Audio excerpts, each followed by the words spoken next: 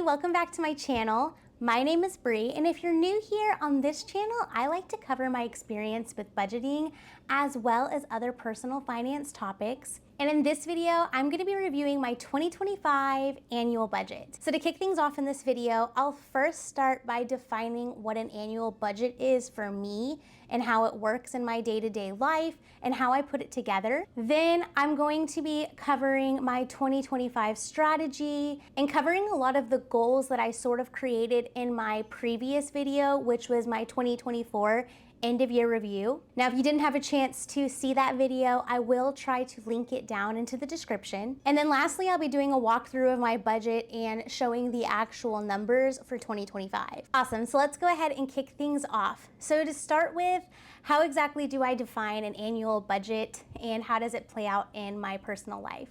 So for me, an annual budget is just a monthly budget that accounts for annual expenses. So for example, as I go into this budget, there's going to be a ton of smaller incremental numbers that are going into my sinking funds. And ultimately, that is just me putting a little bit aside every month for the bigger expenses that I expect to come up throughout the year. Now, when I typically put together an annual budget, I like to use a 50-30-20 framework where 50% is for needs, 20% is for savings, and 30% is for wants. Now, as we go through this, you'll kind of see that my budget doesn't exactly fall within the 50-30-20 parameters, but I like to use this structure in order to assess like affordability and where exactly I am when it comes to where I'm living, how I'm living. Now, in my previous video, I did a 2024 end of year review, and in that review, I looked at things like how much cash I had on hand, where my target emergency fund needed to be, as well as my savings rate for last year, and sort of put together a couple of goals that I wanted for 2025. So starting off with my 2025 strategy, when it came to cash and covering my risks, what I came up with was that I really wanted to get to a 6-month emergency fund. So currently my emergency fund is at $14,682, and I want to get that up to $19,767 this year. So as I was taking a look at what I can expect to receive in income this year, I actually get paid bi-weekly. So there's 2 months out of the year where I get a third paycheck. And so I currently budget off of 2 paychecks every month. So when those third paychecks come in, it's kind of just extra money that gets to go towards whatever my goals currently are. So in 2025, I'm expecting to put both of those paychecks straight into my emergency fund, and that'll be about the $5,000 that I need in order to reach that 6-month emergency goal. My next goal for 2025 was to increase my savings rate. So the savings rate that I calculated in 2024 was 15%. And so for me, what goes into this savings rate is any money that I put into my 401k, my Roth IRA, and then any employer contributions. And in that video, I go into more detail as to why those are the numbers that are used for the savings rate. So if you're curious about that, feel free to go and check out that video. So for this year, when I started putting together all of my numbers, I'm expecting to contribute $7,540 into my 401k. In addition to that, I'm expecting to get $7,000 from my employer match. And then I'm expecting to put $2,160 into my Roth IRA, and this puts me right under an 18% savings rate. But since I'm contributing to my emergency fund this year, I was not able to hit the 20% that I was hoping for. In addition to that, as we get into the budget, it's gonna be a tight year for me, so I also just didn't have a lot of margin in order to put more money aside for 2025. So I was a little bummed about this, but I started reflecting on how 2024 went, and I reminded myself that last year I increased my contributions by $150 about mid-year. So looking back on that, I felt like I still prioritize investing for the future. It's just at this time, I don't have the same amount of margin to push that number a little bit further. And so really there isn't actually a ton of change to my strategy this year. For example, I'm not increasing my 401k contribution. And then when it comes to my Roth IRA, I'm still doing the same $80 that I did last year. But one of the things that I talked about in that video was whether or not I should be saving for my daughter's college fund right now. And so I ultimately did make the decision to go ahead and reallocate the $100 that I was putting aside for her to go towards my retirement accounts. And I hope that in the next few years, especially once my car is paid off, I can pick up her college fund again and start contributing to that. So that's why, even though there's no big changes, my savings rate did increase from 15% to almost 18%. And that's just because I'm reallocating some money, and this will be a full year of the 150 going in each month. Awesome, so now we're gonna take a look at my actual budget for 2025. Now, when I put this together, I just use a simple spreadsheet, and I start from the top and put in my income, and then I kind of work through all of my categories. And so what you'll see is I do have those categories grouped by needs, investing, and then wants. So starting from the top, so I do have my rent and the additional fees that come along with that at $1,660. And this does incorporate the $60 increase that went into effect this month. Next is my electricity for $145. So last year I budgeted $125, and then the summer months got really crazy, and I was on an electricity plan that just ended up being too expensive for this bigger apartment that I'm in. And in that plan, I was at 17 cents per kilowatt. So I have now signed on to a new plan that's also gone into effect this month, and it's about 13.5 to 14 cents per kilowatt, depending on the usage. So I don't think that I'm gonna see significant savings this year, but how I plan to use this category is that since we're in the winter months right now, and typically my costs are a little bit lower, I might have bills that come in maybe like at $100 per month. And so I plan to just let that $45 sit in this category and roll over each month, so that once summer comes around, I have a little bit more money and a little bit of buffer to take on those higher cost months. The next two categories, no big changes: $56 for my internet, and then $175 for my car insurance. I am currently paying month to month for car insurance, and that's because I bought my current car last year in January. And when I bought it, my insurance ended up increasing, and I didn't have as much money saved up for that policy. So what I ended up doing was switching over to a month-to-month plan, because it really wasn't that big of a difference. And then I just kept the balance that I had saved up to that point in a sinking fund, and it's something I can draw upon for auto maintenance expenses. Next is my car, and that's at $365. I did go ahead and keep my groceries at $600. So this is the first area where it's going to be kind of tight this year. In order for me to hit that $600 target, I have to be pretty strict with myself when it comes to grocery shopping. And so for me, I typically put together a grocery list on Saturday, and then I do the grocery pickup option with my local grocery store, and I'll usually pick up an order on Sunday. And I try to stick between $120 to $150 per week for groceries. So in order for me to hit the $600 target, it means that I cannot go to the grocery store outside of that order. So in order to support me in this, I've made two goals for 2025. So my first goal is to put together a monthly meal plan, which I already did one for the month of January. So if you're interested, I'll see if I can pop it on the screen real quick here, just so you can get an idea of what that looks like. And then the second goal of mine for this year is to try to do a shop my pantry week. So those are the two activities that I will be implementing in 2025 in order to stick to this $600 grocery budget. Next is gas at $140. Now, if you've seen some of my previous what I spend in a month, I really don't spend nearly as much as this is, especially because I do work from home, so I don't have a commute anymore. But this was just something that I cannot give up. I've seen it play out where once I take something out of my budget or I reduce it down and that money goes towards something else, it can be really hard to bring that money back over in case you need it. And so this is just one of those categories where I kind of just refuse to give it up. So I am keeping this at $140 this year. And then depending on how groceries go, it may be kind of a buffer for me there. Next is my home goods category at $40. And this covers things like paper towels, toilet paper, anything that we need for the bathroom, etc. Then I have my life insurance in here and my renter's insurance for $21 and $12. Then I have this health category in here for $39. And that's just because one of the benefits that I get through work for healthcare, for whatever reason, doesn't get pulled out of my paycheck, and instead I have to pay for it separately. So that's what that covers.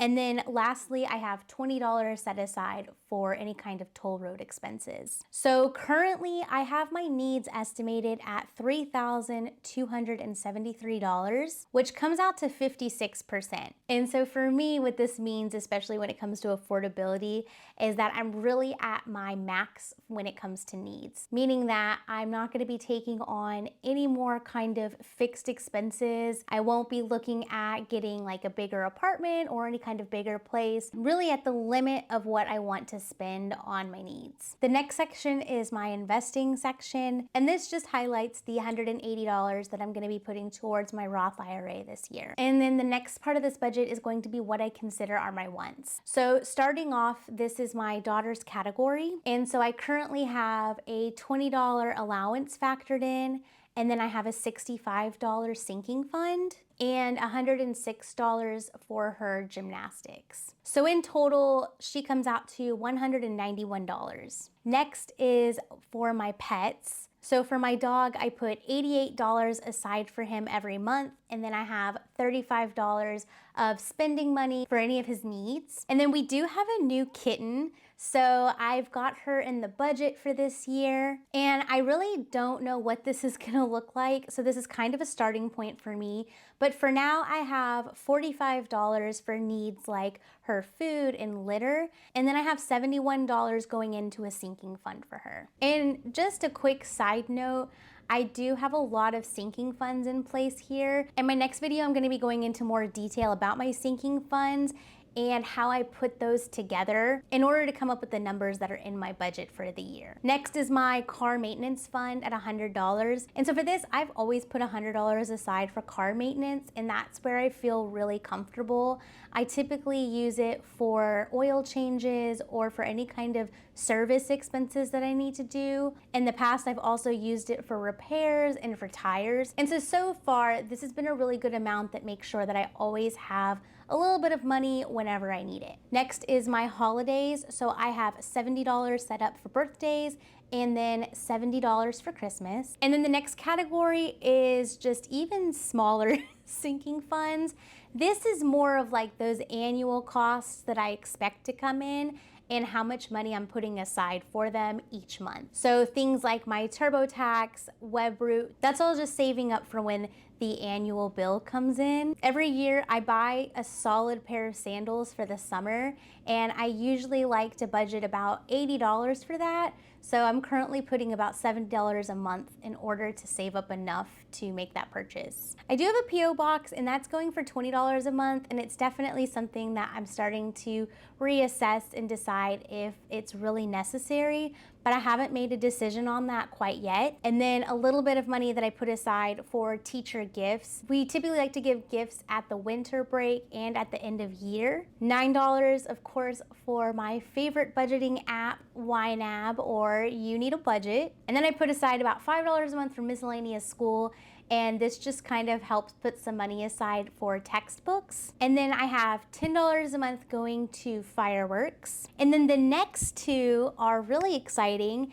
These are new additions to my budget, just because last year it was very obvious that I was missing sinking funds for these. The first being Thanksgiving, so I'm putting $10 aside for that. And then Black Friday, I'm putting aside $29. Then I've got the basic Costco annual membership, so that's $5 a month. And then this year, I'm expecting to travel a little bit more than I did last year. So I have upped my vacation to $229 per month. The next section is subscriptions, and I'm trying to get to a point where I can understand how much exactly I'm spending on subscriptions as a whole. So the first one is for Adobe, which is another thing that really I need to take out of my budget, but for the time being, I have not removed that expense. So that's here for $11. Then I have Apple Music that I pay for my family, as well as some Apple storage. So that comes in at a total of $25. Then I've got Apple Care for $7 and $5 for the Ring camera app. And then the next section is a little bit more of the free spending section. So the first thing that I do have is I have therapy budgeted for $50 a month. And then I have my phone for $65 a month. And then I have eating outside of the house for $200 a month. And so this was another big change this year. I used to budget $260 a month, but I'm now reducing that down. And then for personal spending, I'm keeping that at $400 a month. And that covers some of the miscellaneous costs that come up throughout the month. And then it's also just free spending for my daughter and for myself. And so the total for once is $1,786 and comes out to about 31%. And that leaves me with $29 left over. And so now we've reached the bottom of my budget. And like I said, the way that I structure this is I have my income at the top, and then I go through and put my categories between needs, investing, and wants, and just kind of gauge what those percentages look like and if there's any adjustments that need to happen. So as you can see, my needs are at 56%. My wants are at 31%, and then my investing is at 13%. And then with my employer contribution, that helps bump it up to 18%. And then what's not shown here is the money that's going into my emergency fund this year. And that is just because the full amount of both of those checks will go straight into my emergency fund. Now, the difference between last year and this year is that I'm showing only $29 left over. And so things are a little tight this year. So last year I had close to $200 that was left over. And so it did give me a really nice buffer. So the big changes between last year's budget and this year's budget that kind of ate up that $200 was that we did take on a new kitten. And so in total for both her spending and her sinking funds, that's about $116. In addition to that, when I was looking at how much I spent on Christmas and birthdays last year and kind of put together a spending plan for this year, I ended up increasing both of those categories to $70. So for birthdays, that was an increase of $20, and for Christmas, it was an increase of $10. And then lastly, I put together two new sinking fund categories, and that was for Thanksgiving, which is at $10 a month, and Black Friday, which is at $29 a month. And so in total, all of those changes came out to $185. And then I did mention that I increased my vacation sinking fund from $170 to $229. And so that $60 increase was offset with my eating out category. So I do feel like this budget's a little tight and doesn't have a whole lot of buffer left in it month to month. I do think that I did a better job estimating my annual expenses. So every year, this is how I run through all of the categories and the numbers in order to put together an annual budget. And I did want to quickly comment on why I budget this way. I know it looks a little silly because I have really small amounts of money every month going towards something. But for me, I stick to a budget a lot better when it's consistent month to month. So rather than having a variable budget where maybe my spending is a little bit higher here and a little bit lower here, I instead try to understand my expenses as much as possible and then get a more realistic free spending amount for the month. And that way things just stay consistent month to month. And then that allows me to do more work on the behaviors behind the spending and just try to get better at intentional spending. So typically after I put this budget together, This will be the template that goes into my YNAB app. So what I'll do is I'll quickly just open this up just so that you can see that it's very consistent with the budget that I put together. So you can see that right at the top, I have my expenses. Now things are a little out of order. For example, I don't have my life insurance and home insurance in here. That's further down in my sinking fund section. But you can see that I have loaded in all of the values. And then that is followed by my investments, and then my typical spending month to month, and then my free spending, and then finally all of my sinking funds. Now I will note that I don't individually put every single category for my sinking funds into YNAB. That would be a lot. So instead, I'm managing that separately in a sinking fund tracking worksheet, and that'll be something that I include in that video that is all about my sinking funds. Thank you so much for joining me today. I hope that you found value in what an annual budget looks like for me and what my process is. If you have any questions, please let me know down in the comments. And if there's anything else that you might like to see on this topic, I'd love to hear it. Thank you so much for joining me today, and I look forward to seeing you in the next video.